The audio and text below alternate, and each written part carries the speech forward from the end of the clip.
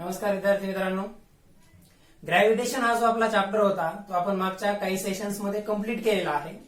आणि या पर्टिक्युलर लेक्चरमध्ये जसं मी तुम्हाला लास्ट लेक्चरमध्ये सांगितलं होतं की आपण ग्रॅव्हिटेशन जो चॅप्टर आहे तो पर्टिक्युलरली या पॉइंटला काय करतोय तर कन्क्लूड करतोय.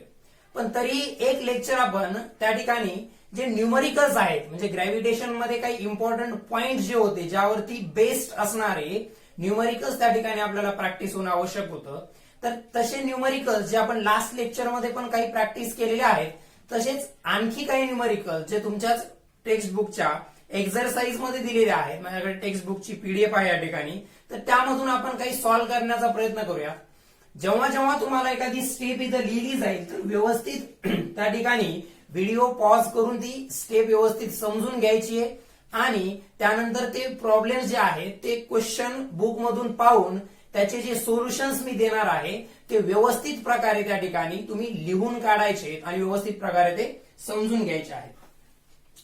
So let start to the first problem. पहा, तुमच्या टेक्स्ट बुकच्या एक्झरसाइज मध्ये ग्रॅव्हिटेशन चॅप्टरच्या एक्झरसाइज मध्ये जो क्वेश्चन नंबर 5 दिलेला आहे त्यामध्ये ग्रॅव्हिटेशनचे न्यूमरिकल्स दिलेले आहेत. तर त्यातला फर्स्ट क्वेश्चन आपण स्टार्ट करतोय तो काय आहे पहा. So question is like this, an object takes 5 second. पहा, फिजिक्स मध्ये न्यूमरिकल सॉल्व्ह करताना एक ट्रिक सांगतो. त्याचा जो पर्टिक्युलर क्वेश्चन तुम्ही रीड करता तर तो क्वेश्चन रीड करत असतानाच त्या ठिकाणी तुम्हाला गिव्हन डाटा त्या क्वेश्चन मधला फाइंड आउट करायचा आहे.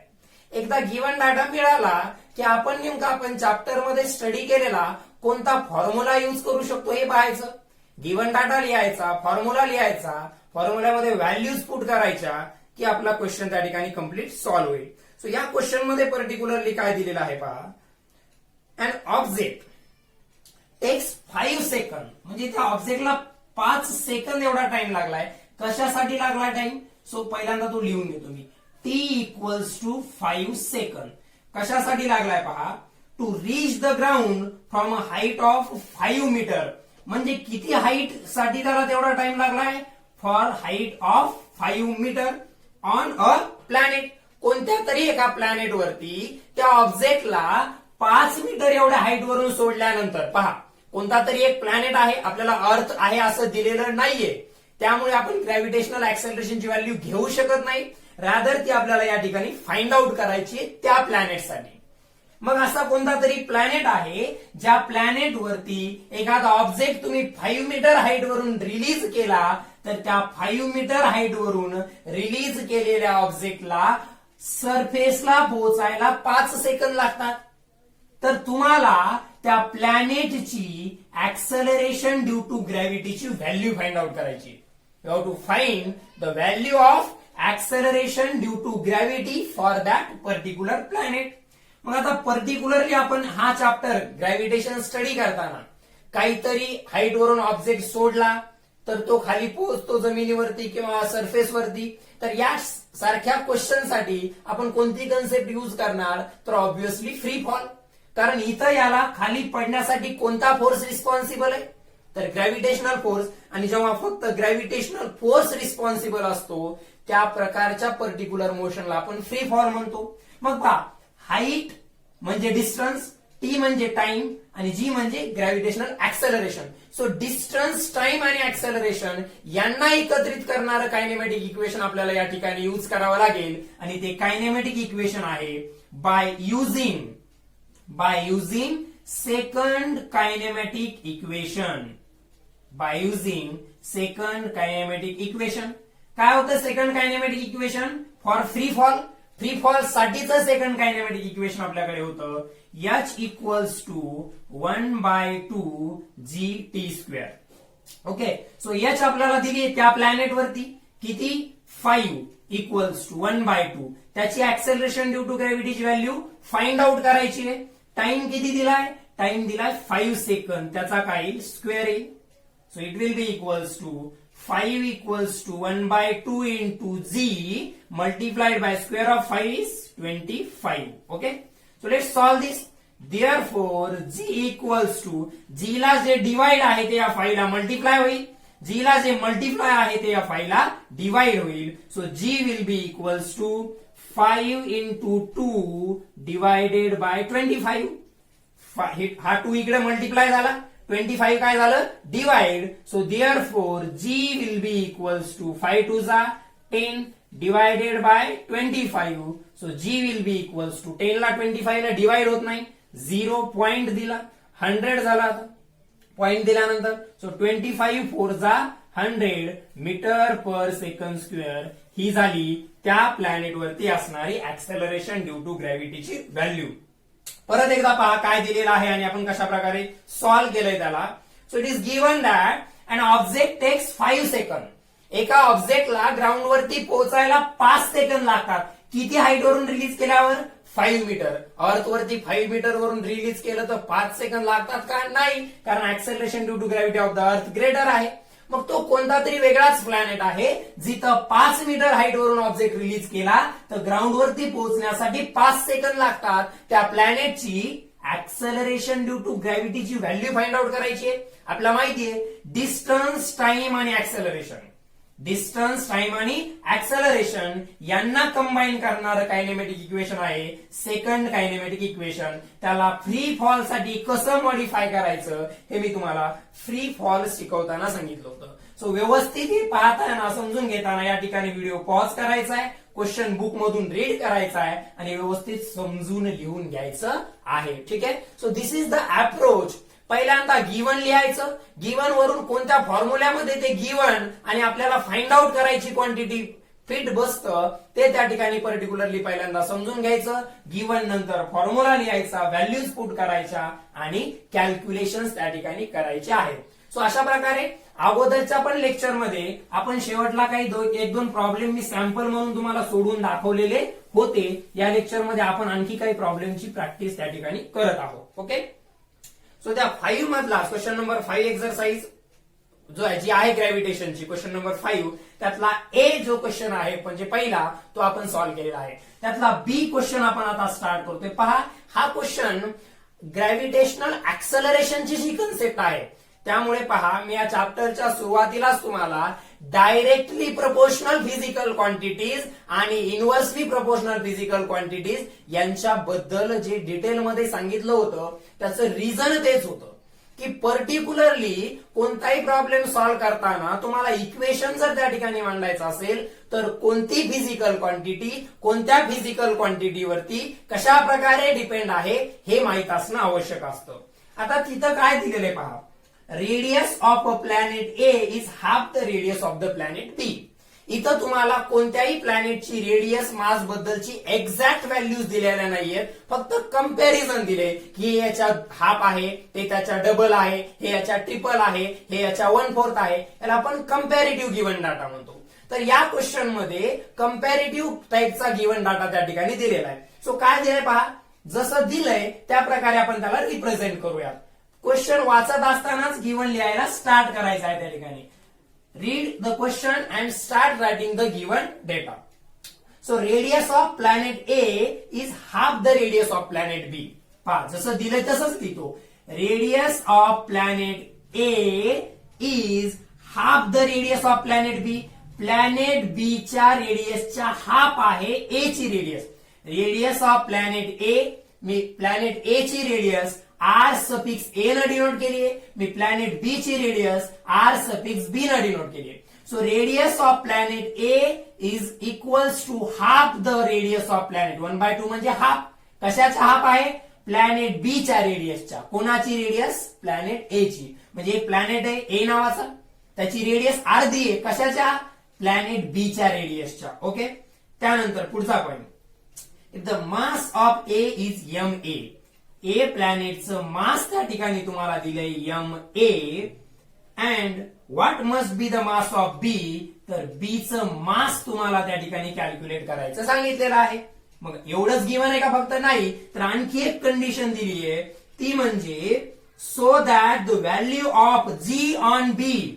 व्हॅल्यू ऑफ जी म्हणजे acceleration due to gravity on planet B must be half that of ए.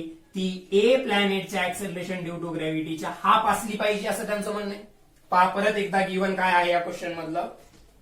तर ए प्लॅनेटची रेडियस बी प्लॅनेटच्या रेडियसच्या अर्धी आहे एचं मास MA असेल तर बीचं मास काय असेल असा क्वेश्चन विचारलाय. त्यांचं म्हणणं आहे कंडिशन ही सॅटिस्फाय झाली पाहिजे की बी प्लॅनेट वरती ऍक्सेलरेशन ड्यू टू ग्रॅव्हिटीची व्हॅल्यू ए प्लॅनेटच्या ऍक्सेलरेशन ड्यू टू ग्रॅव्हिटीच्या अर्धी असली पाहिजे, हाफ असली पाहिजे. ओके. मग आता by the formula of acceleration due to gravity, by the equation of acceleration due to gravity. Acceleration due to ग्रॅव्हिटीचं इक्वेशन काय असतं त्या प्लॅनेटसाठी? Small g equals to capital G multiplied by त्या प्लॅनेटचं मास डिवायडेड बाय त्या प्लॅनेटच्या रेडियसचा स्क्वेअर. अशा प्रकारचं ते इक्वेशन असतं. मग जी बी म्हणजे बी प्लॅनेटचे acceleration due to gravity. So g बीच्या जागी काय येईल? जी इक्वल्स टू कोणत्याही प्लॅनेटचे ऍक्सेलरेशन ड्यू टू ग्रॅव्हिटी काय असते? युनिव्हर्सल ग्रॅव्हिटेशनल कॉन्स्टंटला त्या प्लॅनेटच्या मासनं मल्टिप्लाय करायचं. युनिव्हर्सल ग्रॅव्हिटेशनल कॉन्स्टंटला त्या प्लॅनेटच्या मासनं मल्टिप्लाय करायचं आणि रेडियसच्या स्क्वेअरनं डिवाइड. मग जी बीच्या जागी काय येईल पहा? Capital G. Therefore capital G as it is राहील. कॅपिटल एम म्हणजे प्लॅनेटचं मास, जी बी आहे म्हणून मास पण बी प्लॅनेटचं येईल डिवायडेड बाय रेडियसचा स्क्वेअर आपण बी प्लॅनेट साठी लिहितोय म्हणजे आर बी चा स्क्वेअर येईल इक्वल्स टू. आता जी ए साठी परत तेच equation, g equals to G M upon R square म्हणजे acceleration due to gravity equals to universal gravitational constant multiplied by mass divided by रेडियसचा स्क्वेअर. मग ए पा g B equals to g A by 2. जीबीच्या जागी काय लिहिलं? G into M B divided by R B चा square. त्या प्लॅनेटचे ऍक्सेलरेशन ड्यू टू ग्रॅव्हिटी म्हणजे त्या युनिव्हर्सल ग्रॅव्हिटेशनल कॉन्स्टंटला त्याच्या मासनं डिवाइड करायचं आणि रेडियस मल्टिप्लाय करायचं मासनं डिवाइड करायचं रेडियसच्या स्क्वेअरनं. मग जी ए ला काय लिहिणार? Similarly G M A divided by R A चा स्क्वेअर. परंतु इथं असलेला हा जो 2 आहे तो 2 ऍज इट इज राहील. असलेला 2 जो आहे तो ऍज इट इज राहील. हा कॅपिटल जी आणि इकडला कॅपिटल जी काय झाला? कॅन्सल झालेला आहे. आपल्याला मासेस बद्दल माहिती पाहिजे. कोणाचं मास कॅल्क्युलेट करायचंय? मास ऑफ प्लॅनेट बी हे कॅल्क्युलेट करायचंय म्हणून ते लेफ्ट हँड साइडला ठेवलं. हा आर बी चा स्क्वेअर तिकडे मल्टिप्लाय झाला. हे 1/2 ऍज इट इज, हे M A as it is, हा आर बी स्क्वेअर इकडं डिनॉमिनेटर मध्ये आहे तिकडं न्यूमरेटर मध्ये चालल्या जाईल. R B upon R A. पहा आर बी चा पण स्क्वेअर आहे इथं न्यूमरेटर मध्ये आणि आर ए चा पण स्क्वेअर आहे डिनॉमिनेटर मध्ये म्हणून मी दोघाचा कॉमन मध्ये स्क्वेअर घेतला. मग M B equals to 1/2 into M A into आता पहा व्यवस्थित R B by 2a R A आहे म्हणजे हा 2 इकडं आला आणि आर ए इकडं डिवाइड झाला तर R B by R A. पहा हा आर ए इथं आला आणि हा 2 इकडे गेला म्हणजे आर बी बाय आर ए. हा रेशो आपला ऍक्च्युअली किती दिलेला आहे? 2 दिलेला आहे. मग इथं तो 2 पुट केला त्याचा स्क्वेअर घेतला. So M B equals to 1/2 into M A into 2 चा स्क्वेअर आला 4. सो 2 2 जा 4. So M B equals to आलं 2 टाइम्स एम ए. म्हणजे मास ऑफ प्लॅनेट या गिव्हन कंडिशन सॅटिस्फाय व्हायच्या असतील तर बी प्लॅनेटचं मास डबल असलं पाहिजे ए प्लॅनेटच्या मासच्या. परत एकदा क्वेश्चन समजून घ्या. गिव्हन मध्ये त्यांनी आपल्याला दिलेला आहे. पहा ही जी गिव्हन कंडिशन मी पुट केली आहे ती परत एकदा सांगतो या ठिकाणी. त्यांनी काय दिलंय? R A equals to R B by 2. याचाच अर्थ काय झाला? Therefore R B by R A equals to काय येईल? 2. याला रिअरेंज केलं मॅथमॅटिक्स तेवढं आपल्याला कळतं. एचं मास एम ए आहे, बीचं काय असेल म्हटलंय पण कंडिशन कोणती सॅटिस्फाय झाली पाहिजे? बी प्लॅनेट वरती ऍक्सेलरेशन ड्यू टू ग्रॅव्हिटीची व्हॅल्यू ए प्लॅनेटच्या ऍक्सेलरेशन ग्रॅव्हिटीच्या हाफ आहे. मग ऍक्सेलरेशन ड्यू टू ग्रॅव्हिटीचं इक्वेशन युज केलं काय असतं? Acceleration due to gravity equals to universal gravitational constant multiplied by त्या प्लॅनेटचं मास डिवायडेड बाय त्या प्लॅनेटच्या रेडियसचा स्क्वेअर. मग जी बी साठी जी एम बी अपॉन आर बी स्क्वेअर आलं. हे बी ए हे फक्त सफिक्स आहे तो फॉर्म्युल्याचा पार्ट नाहीये. मग तसंच जी ए साठी G M A upon R A square आलं.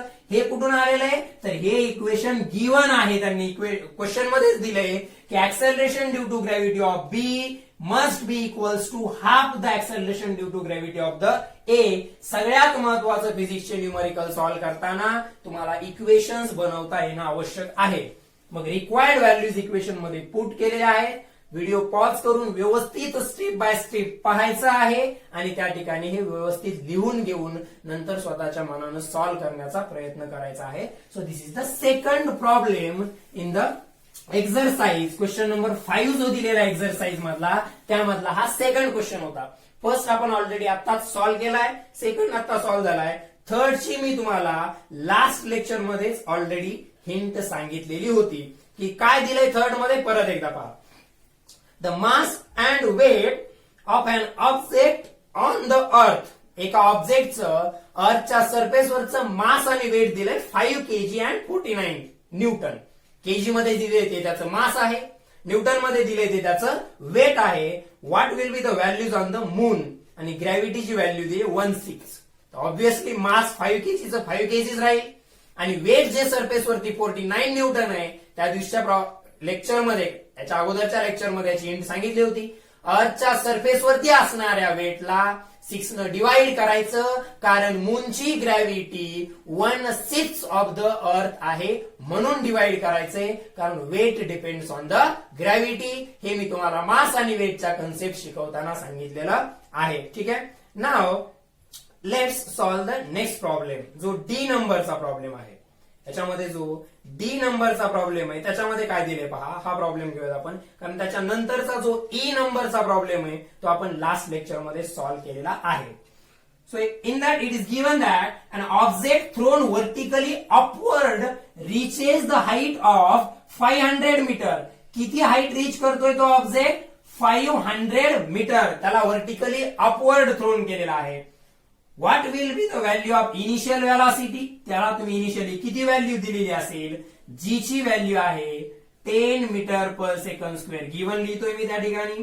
And how long will it take to come back to the earth. आणि टाइम सुद्धा कॅल्क्युलेट करायचा आहे. टाइम सुद्धा कॅल्क्युलेट करायचा आहे. पहा व्यवस्थित लक्ष द्या. क्वेश्चन परत एकदा सांगतोय. एक ऑब्जेक्ट आहे, त्याला तुम्ही इथून अपवर्ड थ्रो केलं तर तो 500 मीटर हाईट वरती रीच झालाय. आता तो किती हाईट रीच करणार आहे, म्हणजे तो किती हाईटला पोहोचणार आहे, हे कशावरती डिपेंड आहे? तर हे तुम्ही त्याला इनिशियली किती व्हेलॉसिटी देता यावरती डिपेंड आहे.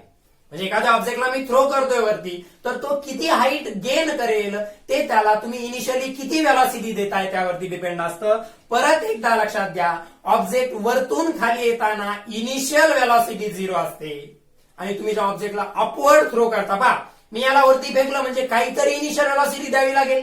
म्हणजे इथं इनिशियल व्हेलॉसिटी 0 असू शकते का? नाही. तर तुम्ही याला काहीतरी इनिशियल व्हेलॉसिटी दिली, त्या व्हेलॉसिटीने वरती मूव्ह व्हायला स्टार्ट झाला, तो 500 मीटर पर्यंत गेलाय. म्हणजे वरती जाताना याची व्हेलॉसिटी कमी कमी कमी होत जाऊन 500 मीटर वरती ती 0 झालेली आहे. म्हणजे फायनल व्हेलॉसिटी इथं 0 घ्यावी लागेल.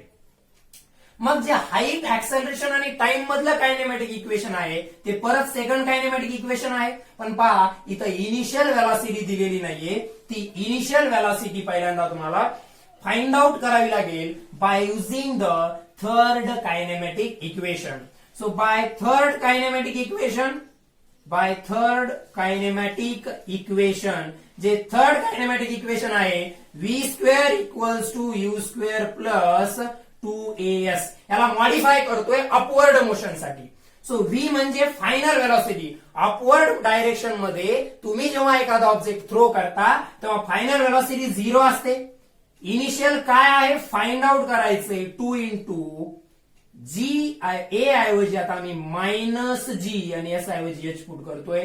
पहा हे सगळ्यात इम्पॉर्टंट आहे इथं. फ्री फॉल पेक्षा थोडं वेगळं ते म्हणजे हे -g का घेतलं मी प्लस ऐवजी. तर मी तुम्हाला ऍक्सलरेशन शिकवताना पॉझिटिव्ह ऍक्सलरेशन आणि निगेटिव्ह ऍक्सलरेशन सांगितलं होतं.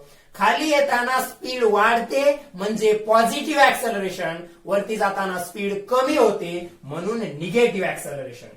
सो पहा what will be the equation. हा -2g इकडे येऊन +2gh होईल म्हणजे इक्वेशन बनेल therefore u² equals to 2gh.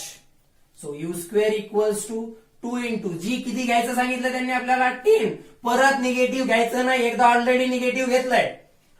2 into 10 into height किती आहे 500. So U square equals to 2 into 10 multiplied by 500.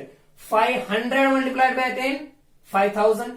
500 multiplied by 10, 5000 multiplied by 2, 10,000. So u equals to root of 10,000. So u equals to root of 10,000. For each zero, square root मध्ये one single zero घ्यावा लागतो. 100 metre per second. म्हणजे तुम्हाला त्याला किती velocity द्यावी लागली initially 100 metre per second. पहा एक ऑब्जेक्ट तुम्ही थ्रो करताय वरती, किती हाईटला जातोय तो 500 मीटर. तर कॅल्क्युलेट करायचं इनिशियली तुम्ही कितीच्या स्पीडनं त्याला थ्रो केलं होतं. आपला आन्सर आला 100 मीटर पर सेकंड. सो जी 10 घ्यायचं सांगितलं आणि परत आणखी एक क्वांटिटी कॅल्क्युलेट करायची टाइम. आता जे फर्स्ट कायनेमॅटिक इक्वेशन आहे त्याचा यूज करू शकतो आपण, कारण आपल्याला इनिशियल व्हेलॉसिटी त्या ठिकाणी मिळालेली आहे. मग काय कसं लक्षात आलं की आपल्याला थर्ड कायनेमॅटिकच इक्वेशन यूज करायचे, कारण पहिल्या दोन मध्ये यू आणि टी जे आहे पर्टिक्युलरली दोन्ही आहे, परंतु एक लक्षात घ्या दोन्ही अननोन आहे आणि दोन अननोन एका सिंगल इक्वेशन वरून आपण फाइंड आउट करू शकत नाही. त्यामुळे आपण अशा प्रकारे इक्वेशन त्या ठिकाणी यूज केलेलं आहे थर्ड कायनेमॅटिक इक्वेशन. कारण पहा व्ही आपल्याला माहित होतं ते झिरो का आहे. लक्षात ठेवा अपवर्ड मोशनला व्ही झिरो घ्यायचंय, डाऊनवर्डला यू झिरो घ्यायचंय. कारण खाली ऑब्जेक्ट येत असताना इनिशियली व्हेलॉसिटी झिरो असते, वरती जात असताना ती फायनली जाऊन झिरो होणार आहे. मग third kinematic equation V square equals to U square plus 2as use केलं. व्ही म्हणजे फायनल व्हेलॉसिटी अपवर्ड मोशन साठी झिरो आहे. U square as it is लिहिलं कारण ते कॅल्क्युलेट करायचंय. 2 इंटू ऍक्सेलरेशन म्हणजे मायनस जी आहे, कारण अपवर्ड मोशन मध्ये व्हेलॉसिटी कमी होत जाते म्हणजे निगेटिव्ह ऍक्सेलरेशन आहे. परत सांगतोय ग्रॅव्हिटेशन चॅप्टर आणि त्याचे न्यूमेरिकल व्यवस्थित समजायचे असतील तर लॉज ऑफ मोशन हा जो 9th स्टँडर्डचा फर्स्ट चॅप्टर आहे त्याच्या कन्सेप्ट एकदम क्लिअर असणं आवश्यक आहे, नाहीतर यामध्ये बरेच कन्फ्युजन होऊ शकतात. So U square equals to 2gh आलं. U square equals to 2 into हे मायनस 2gh होतं. यू स्क्वेअरच्या साईडला अपोजिट साईडला ते प्लस 2gh झालं. जी ची व्हॅल्यू 10, h ची 500. आन्सर आलं यू स्क्वेअर इक्वल्स टू 10,000 म्हणजे U equals to square root घेतल्यानंतर आलं 100 मीटर पर सेकंड. हे त्याचा आन्सर आहे त्या ठिकाणी. आता आणखी त्यामध्ये फाइंड आउट करायचं आपल्याला time to reach the ground, म्हणजे हा ऑब्जेक्ट वरती जाऊन परत खाली यायला किती टाइम लागला हे व्यवस्थित एकदा परत त्या ठिकाणी समजून घ्यायचंय, नोटबुक मध्ये लिहून काढायचंय आणि लिहिल्यानंतर परत एकदा स्टेप बाय स्टेप कशा प्रकारे मी सॉल्व्ह केलंय, गिवन कसं लिहिलं, इक्वेशन लिहिलं, त्यामध्ये व्हॅल्यूज कशा पुट केल्या ते त्या ठिकाणी सॉल्व्ह करायचं आहे. ओके, सो याच क्वेश्चन मधला नेक्स्ट पार्ट आपण सॉल्व्ह करूया. नेक्स्ट आहे टाइम कॅल्क्युलेट करण्याचा. मग मी त्या ठिकाणी फर्स्ट कायनेमॅटिक इक्वेशन यूज करतो v equals to U plus at. परत v आताच कॅल्क्युलेट केलं आपण किती 100 प्लस हे काय घेणार मायनस जी. एक स्टेप वाढवतो ऍक्च्युली आणखी u प्लस मायनस जी, याच्या जागी मायनस जी टी तुम्हाला कॅल्क्युलेट करायचं आहे. सो 0 इक्वल्स टू यू म्हणजे किती आताच कॅल्क्युलेट केलंय 100 plus minus 10 into T. So हा मायनस 10t इकडे येऊन प्लस 10t होईल. इक्वल्स टू इकडे शिल्लक राहिलं 100. t equals to 100 divided by 10, 0 cancel. t equals to 10 second. पण आन्सर तर बुक मध्ये 20 सेकंद दिलंय. मग काय भानगड आहे ही पहा. परत एकदा हे 10 कसं आलं पहा, नंतर ते 20 कसं आलं ते सांग. सो आपण third kinematic equation initial velocity find out केली, ती 100 मीटर पर सेकंद आली. त्यानंतर मी फर्स्ट कायनेमॅटिक इक्वेशन यूज केलंय v equals to U plus at. v म्हणजे फायनल व्हेलॉसिटी 0 आहे. u आताच कॅल्क्युलेट केली, त्याची व्हॅल्यू 100 पुट केली. जी जे आहे ते 10 घ्यायचं सांगितलंय क्वेश्चन मध्ये. टी ची व्हॅल्यू फाइंड आउट करायची. हे मायनस 10t इकडे प्लस 10 इंटू टी झालं equals to 100. t equals to 100 divided by 10, 0 cancel झालं. टी आलं 10 सेकंद. पण 10च का आलं, एवढा टाइम त्याला वरती जायला लागलाय. त्याला टाइम ऑफ असेंड म्हटलं जातं. खाली यायला जो लागतो त्याला टाइम ऑफ डिसेंड. आणि हे दोन्ही टाइम इक्वल असतात. मग जायला 10 सेकंद लागले तर यायला पण किती लागतील 10 सेकंद. याचा अर्थ जाऊन परत यायला जो टोटल टाइम लागणार आहे तो 2 इंटू 10 म्हणजे जायचे 10 आणि यायचे 10 असे 20 सेकंद हा टाइम असणार आहे. So this is the next problem जो आपण या ठिकाणी सॉल्व्ह केलेला आहे. डिपेंड ऑन द ग्रॅव्हिटेशन, त्यामधलाच पर्टिक्युलर पार्ट आहे फ्री फॉलचा कन्सेप्ट जो आपण युज केला होता. When only gravitational force is responsible. लक्षात ठेवा ओरिजिनल कायनेमॅटिक इक्वेशनला कसं रिप्लेस करायचंय किंवा कसं मॉडिफाय करायचंय. जेव्हा डाऊनवर्ड मोशन असते, फ्री फॉल असतो, तेव्हा acceleration due to gravity G positive घ्यायचं, इनिशियल व्हेलॉसिटी 0 घ्यायची, फायनल तिथं 0 नसेल. जेव्हा तुम्ही अपवर्ड ऑब्जेक्टची मोशन असते, म्हणजे एखादा ऑब्जेक्ट वरती थ्रो करता डाऊनवर्ड ऐवजी, तर त्या ठिकाणी इनिशियल 0 राहणार नाही, पण फायनल मात्र ती 0 होईल. त्या ठिकाणी ऍक्सेलरेशन मात्र पॉझिटिव्ह ऐवजी निगेटिव्ह घ्यायचं आहे.